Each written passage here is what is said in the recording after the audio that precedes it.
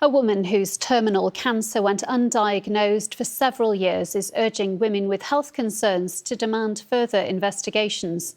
42-year-old Kelly Pendry from Yulo in Flintshire was diagnosed with a rare uterine sarcoma in 2021, but her symptoms of heavy, prolonged periods and pain began in 2016. Sarah Easdale has more.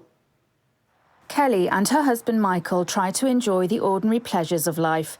After aggressive chemotherapy, she's doing well, but they both know that can change.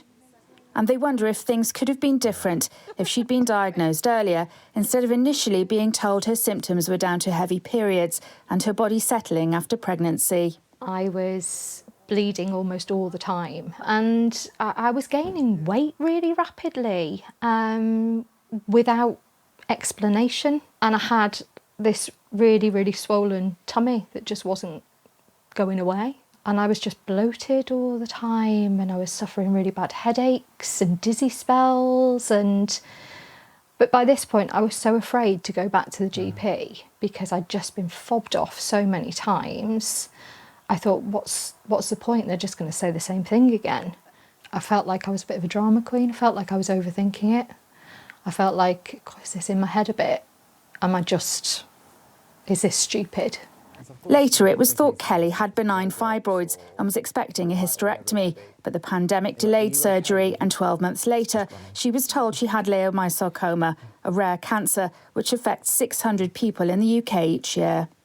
I'd been told then by this nurse, you're stage 4, you're terminal.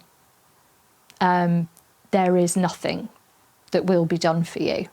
And she said, you won't see the end of this year.